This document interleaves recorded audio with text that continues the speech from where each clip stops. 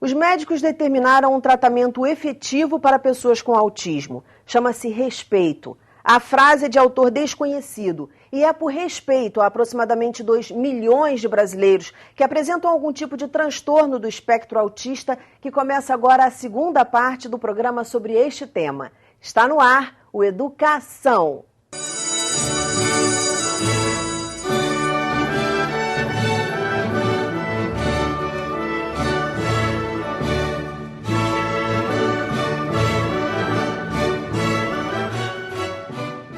As minhas convidadas de hoje são a atriz Bel Kuttner, mãe do Davi, que tem 10 anos e é autista. E eu conto novamente com a participação de Roberta Caminha, psicóloga que trabalha com desenvolvimento infantil, e Adriana Fernandes, fonoaudióloga. Muito bem-vindas ao programa. Bel, vou começar com você. Eu queria que você fizesse uma avaliação das leis estaduais, lei federal que tratam do autismo. A gente cada vez tem uma conquista maior. A lei agora de inclusão está sendo aplicada, as pessoas estão começando a lidar com isso. A federal é a Berenice Piana, né? E que é uma batalhadora que está há anos aí nessa luta. E as pessoas estão começando a entender que faz parte da nossa sociedade cuidar e lidar com os autistas. Antes era uma coisa que ninguém via. Era uma coisa... existe, né? Agora não, agora já 2 milhões. Se tem 2 milhões de autistas, tem 2 milhões de mães. E 2 milhões de... É um percentual da população muito grande para... Sim. Se você multiplica pela família, Nossa, você vê quantas pessoas envolvidas. Muita gente envolvida. E se você coloca os professores se envolvem. Meu filho, ele tem uma relação muito boa com os colegas e a professora super envolvida. Do ano passado também ele tem uma mediadora. Então você começa a criar uma rede de pessoas que começam a entender como é que aquela criança autista consegue se relacionar e lidar com as coisas. Ele fala, ele é super comunicativo, porque todo mundo fala, é autista, fica quietinho, fica no mundo... Já se sabe, já se falou aqui no programa, não é isso, autista não é que não vê nada, as pessoas às vezes veem uma criança com algum tipo de deficiência, alguma questão neurológica, acho que ela não está ouvindo, que ela não está entendendo, muito pelo contrário.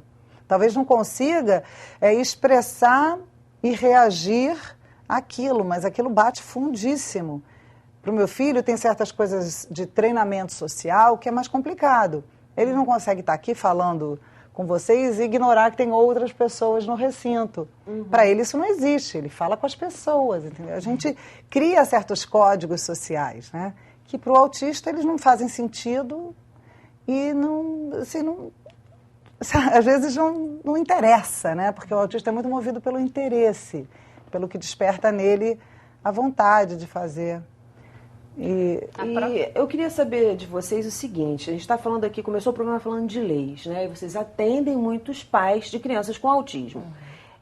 Esses pais estão se apropriando dessas leis? Porque a gente tem lei de prioridade, de dar preferência em atendimento, de ter direito a ser matriculado na rede regular, né, de semana de conscientização dos direitos do autista. Os pais estão se apropriando disso? Vocês sentem isso no consultório? Eu isso acho que faz ainda diferença? Pouco. Eu acho que ainda pouco. Até porque eu acho que ainda tem uma questão de alguns pais de não querer assumir que o filho é autista para a sociedade, digamos assim, né? E se ele se apropriar dessas leis todas, isso vai ficar um pouco mais escancarado, né? Lidar com aquilo como se fosse temporário, né? Às vezes, não, ele está assim... Eu já ouvi coisas do gênero assim, não, mas quando o Davi for um menino normal, aí babá, eu... Tipo, gente, ele é um menino normal...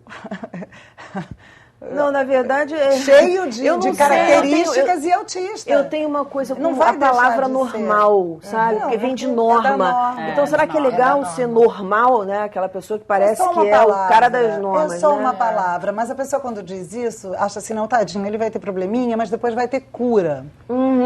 E o que é cura? Quando, na verdade, a pessoa pode ser super feliz sendo autista.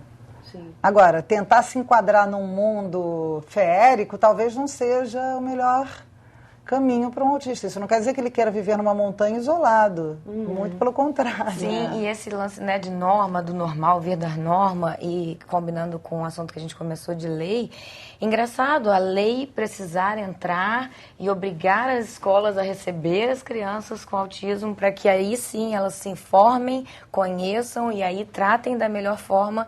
As crianças já existem, as crianças já estão lá. Sempre existiram. Sempre existiram. E a escola precisa que a lei exista para que as obrigue a, né, se atualizar, se orientar, se informar, para que as tratem. Então, assim, é um movimento interessante mesmo, que a sociedade, enfim, o que a gente precisa para se mexer, né, para fazer alguma coisa. Com certeza. Eu tenho uma pergunta aqui de uma internauta, que é a seguinte. Gostaria de saber como podemos identificar o autismo em bebês. Meu filho tem 1 ano e 10 meses e estamos com a suspeita. Porém, as opiniões dos profissionais, médicos, psicólogos e psiquiatra são diferentes. Gostaria de saber o que podemos fazer para diagnosticar e evitar a demora para iniciar o tratamento. A pergunta é da Gabriela.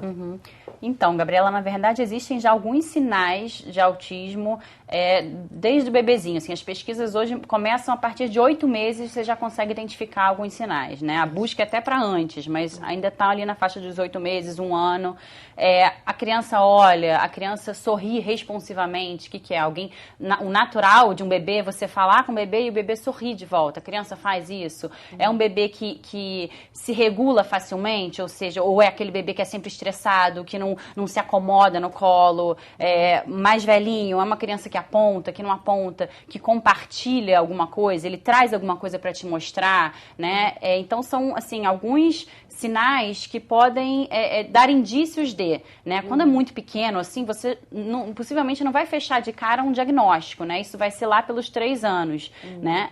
Então, o importante é você estar atento a isso, mas eu acho que o principal é seguir a intuição, porque a gente vê muitos pais, eu sei, tô sentindo que tem alguma coisa errada, mas aí procura o médico, não, espera, é o tempo dele, e nisso você perdeu um tempo precioso. Quando você fala olha, o que você quer dizer? Explica um pouquinho mais. A criança olha, você essa criança, isso, o bebê olha. Porque às vezes, por exemplo, vamos supor, eu tô com um brinquedo na minha mão. A criança, eu brincando com ela tá olhando só para o brinquedo ou ela está compartilhando esse brinquedo comigo? Ela está olhando para mim e olhando para o brinquedo, né? Se eu aponto para uma coisa, a criança, ela está acompanhando para onde eu estou apontando ou não? Ela está olhando para o meu dedo? Porque às vezes isso acontece, né? Você aponta, a criança está olhando para o seu dedo. Ela não está entendendo que isso é um sinal comunicativo, né? De que você está mostrando alguma coisa para ela, né? E se ela segue o seu olhar, né, também, né, de você puxar o olhar da criança com o seu olhar. Ela faz isso, ela não faz, né, e também não é muito faz ou não faz, é uma questão de qualidade, né. Muitas crianças autistas fazem muito dessas coisas, só que talvez não com uma frequência e com uma qualidade esperada para a idade.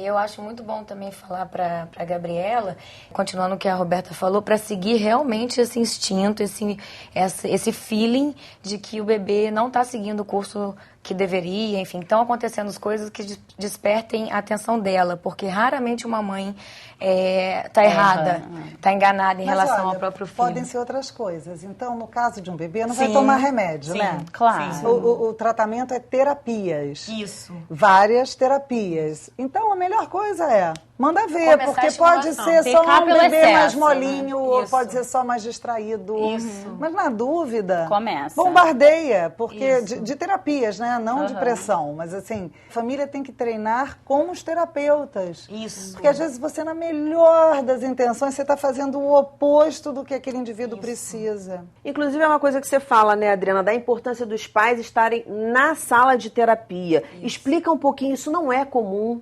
Não, isso não é comum, isso não é dado na graduação da gente da área de saúde. Isso é uma coisa que a gente sente a importância conforme a gente trabalha com essas crianças. Por quê? A criança é da família, né? Nós terapeutas temos os estudos, enfim, as teorias sobre como potencializar essa criança no máximo dela. Mas o vínculo, quem significa para ela é a família.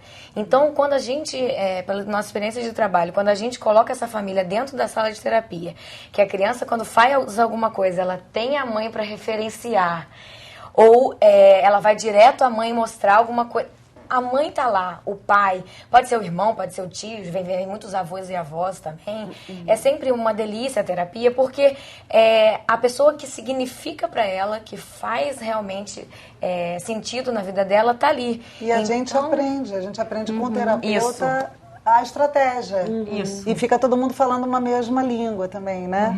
Olha porque... só, brinca devagar, aí depois vai acrescentando. Não, tira tudo, deixa um brinquedo só. Porque às vezes, na melhor das intenções, você enche tudo de urso, de bicho, a criança não vê nada. A ideia é que o terapeuta, com o tempo, acabe sendo tipo um coach mesmo, um treinador, que tá ali meio que para orientar, ó, faz assim, calma, espera, né? Porque a criança tá a maior parte do tempo na família, não é comigo, não é com a outra terapeuta, né? Então é muito importante que esteja a família pra gente poder passar pra família, ó, tenta fazer assim, você tá percebendo que agora ele tá ficando estressado com esse tipo de brincadeira, então vamos mudar, então vai mais devagar, né? Então a ideia é que a gente acabe sendo um treinador mesmo, um técnico que tá ali só monitorando. Né? Isso. E outra coisa que a gente fala para eles, para valorizarem todos os momentos juntos, a gente começa a orientar sobre a importância das refeições juntas, a importância dele separar 20 minutos, meia hora diária da vida dele, pai, mãe, para estar intenso com o filho, realmente entregue ali na brincadeira, observar ele mais. Adriana, a gente vai para o intervalo. Agora eu quero falar dessas coisas separadamente. E quero que você comece o segundo bloco explicando então por que os terapeutas não fazem isso, ou os pais, sei lá, não querem entrar nessa sala. Porque assim, eu que estou de fora ouvindo, faz muito sentido. E eu não entendo como possa haver uma prática em maior quantidade de profissionais agindo de um modo diferente. Aí eu queria que você me dissesse qual é a justificativa. A gente vai para um breve intervalo e volta já já. Não sai daí não.